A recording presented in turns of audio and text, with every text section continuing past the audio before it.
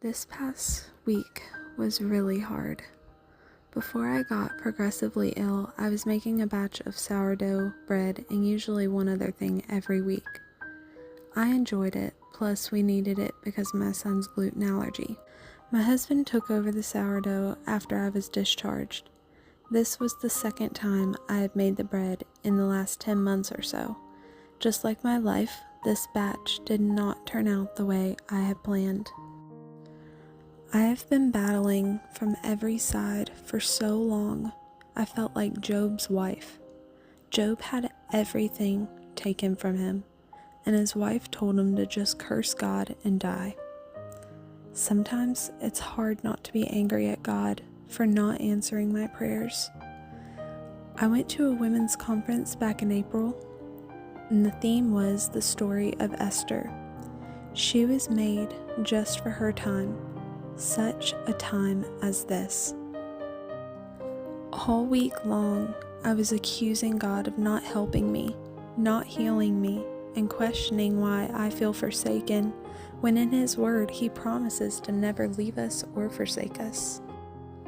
Sunday, my pastor preached, Esther. She was made for such a time as this.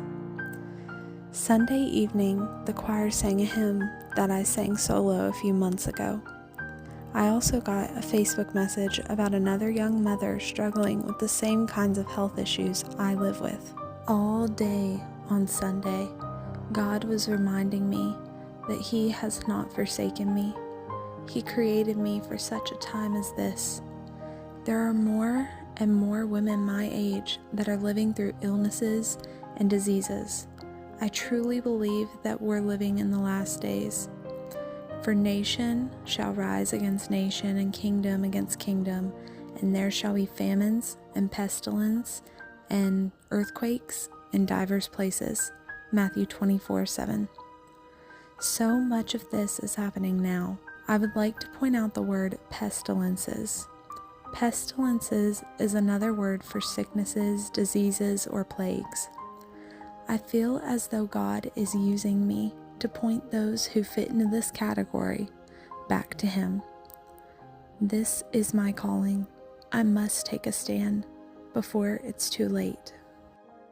At some point in my life, I became the type of person that just wanted to blend in. I didn't want to be seen or noticed. I got comfortable, ready to stay in my comfort zone, continuing to grow in wisdom and faith, not caring what happened to the rest of the world. I think this is a common stance, especially among Christian circles. God changed all that for me through my illnesses. In order for me to leave my house safely, I have to use mobility aids. Those, along with my age, capture many people's attention.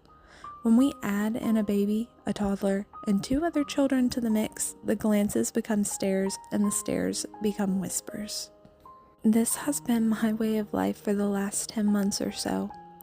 God started dealing with me about not being ashamed, which I already posted a video on. I spent the previous 2 years trying to live as normal of a life as possible, but God had other plans. I have been broken in more than just one way. I truly feel like the clay in the potter's hands. Every time I mess up, I get clumped up again and made new. I realized if the whole world seems to be watching anyway, I may as well step into the spotlight and share the most important thing, Christ. We all have sinned and come short of God's glory. And because of that, Jesus, God's holy and perfect Son, came down to die for all the sins of the world, through generation to generation. All we have to do is ask His forgiveness and for Him to become our personal Lord. He loves you. He waits for you. There's no better time to accept Him than now. Because what's a better time than such a time as this?